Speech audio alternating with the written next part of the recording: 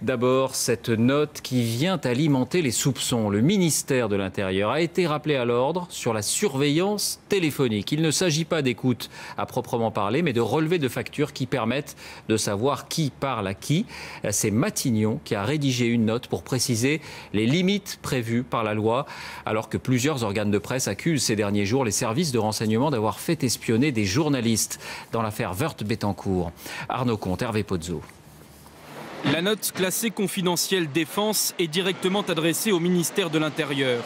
Un rappel à la loi en matière de renseignement, signé de la main du directeur de cabinet de François Fillon.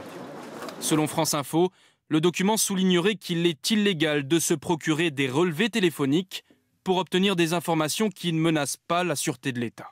Si Matignon a estimé nécessaire de faire ce recadrage, ça veut quand même dire que quelque part les services du Premier ministre reconnaissent qu'il y a bien eu des dérives.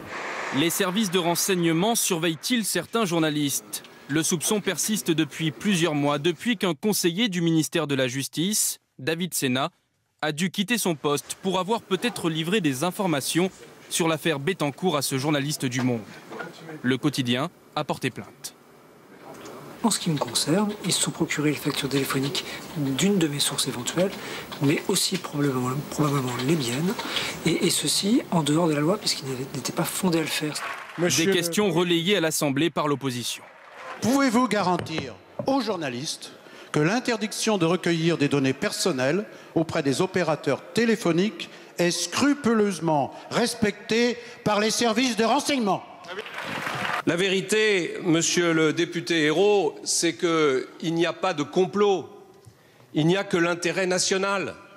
Et l'intérêt national commande que les services de renseignement aient des moyens d'action. Selon le Canard enchaîné, certains de ces moyens auraient été mobilisés pour identifier les sources du journal.